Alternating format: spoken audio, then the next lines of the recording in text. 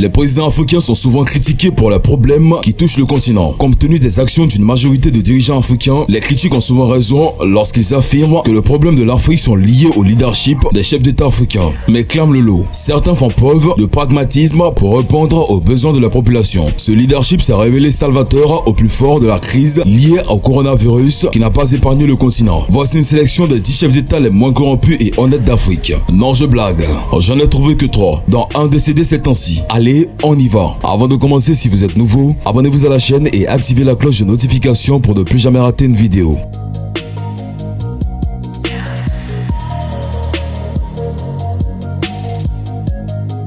John Magufuli. John Pombe Magufuli, né le 29 octobre 1959 et mort le 19 mars 2021, est un homme d'État tanzanien. Plusieurs fois ministre, il est président de la République du 5 novembre 2015 à sa mort, quelques mois après sa réélection pour un second mandat. Il se faisait surnommer le bulldozer par ses compatriotes pour ses positions. Dès le lendemain de son investiture, John Magufuli entame un vaste plan de réduction des dépenses publiques en réduisant notamment de 100 000 à 700 000 $ les frais de la cérémonie d'inauguration du nouveau Parlement. Afin de montrer l'exemple, il réduit également son salaire de 15 000 $ à 4 000 $ par mois, devenant de ce fait l'un des chefs d'État africains à la rémunération la moins élevée. Son mandat se caractérise essentiellement par une lutte énergétique contre la corruption. D'importantes sommes qui s'évaporaient auparavant dans la fraude fiscale sont désormais investies dans l'éducation et la lutte contre la pauvreté. Il a également suspendu le projet du port de Bamayogo qui était en construction par la Chine. Le président tanzanien John Magufuli a accusé le promoteur du projet chinois de présenter des conditionnalités abusives et délicates en échange d'un financement.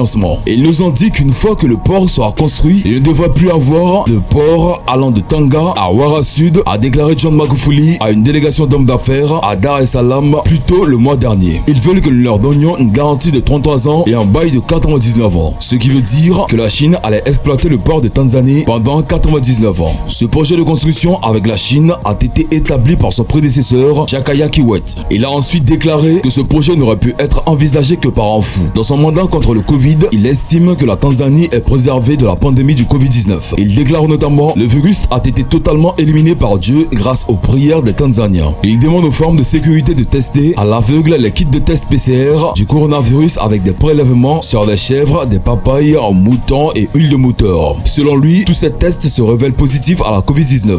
À partir de la fin du mois de février 2021, il n'est plus vu en public, ce qui suscite des interrogations quant à son état de santé. L'opposition et des internautes affirment qu'il est atteint du Covid-19.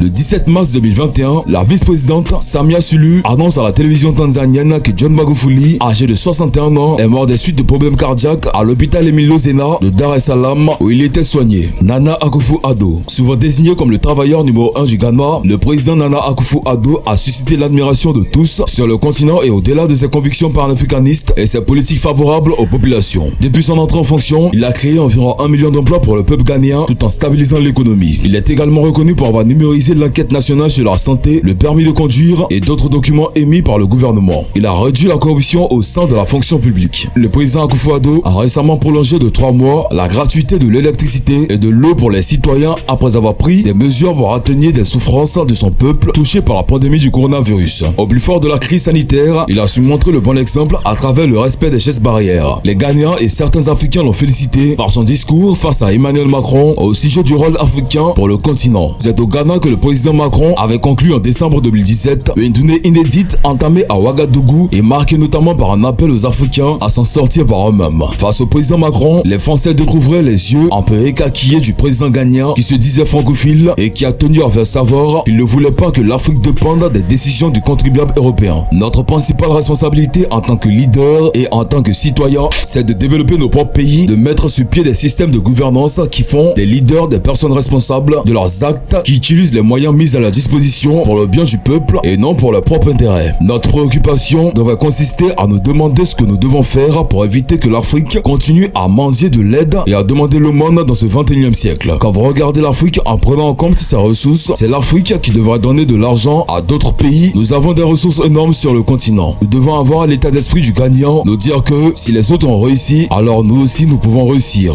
avait lancé Nana Akufo-Addo en décembre 2017. Cyril Cyril Ramaphosa. Amateur de voitures rapides, de vins de collection, de pêche à la truite et d'élevage de gibier, le président sud-africain Cyril Ramaphosa est un personnage controversé. Cependant, il mérite quelques éloges pour avoir repositionné l'économie sud-africaine afin de prendre la première place en Afrique. En tant que négociateur et stratège compétent qui a agi comme un négociateur en chef pendant la transition de l'Afrique du Sud vers la démocratie, Ramaphosa a créé le syndicat le plus influent du pays, Union nationale des mineurs. Ses talents de négociateur ont contribué de manière significative à aider le pays à surmonter des situations hostiles qui auraient notamment affecté la stabilité du pays et la relation avec les autres nations africaines. Sa rencontre avec le président nigérian Mamadou Buhari lors des récents attentats xénophobes en Afrique du Sud en est un exemple. Il a notamment lancé une campagne anti-corruption dans son pays. Le gouvernement, dit-il, doit prendre des actions pour lutter contre la corruption en mettant en place un comité ad hoc qui regroupera plusieurs acteurs de la société. Dans une lettre adressée aux membres du parti qui a porté Nelson Mandela à la tête de l'Afrique du Sud, Cyril Ramaphosa a fait remarquer que l'ANC a toujours été cité et resté impliqué dans des affaires de corruption qui ont effrayé la chronique dans le pays. Il a évoqué les récents scandales d'attribution d'appels d'offres pour des équipements destinés à la lutte contre le coronavirus ainsi que les affaires d'attribution d'emplois comme faveur à des proches et à la corruption au plus haut sommet de l'État. Le dirigeant sud-africain a indexé des dirigeants locaux du parti au pouvoir qui ont vendu de l'aide alimentaire destinée aux populations démunies qui en sont les destinataires. Cyril Ramaphosa a remplacé Jacob Zuma à la tête du parti au pouvoir depuis décembre 2017 et s'est engagé à lutter contre la corruption gangrène dans son pays.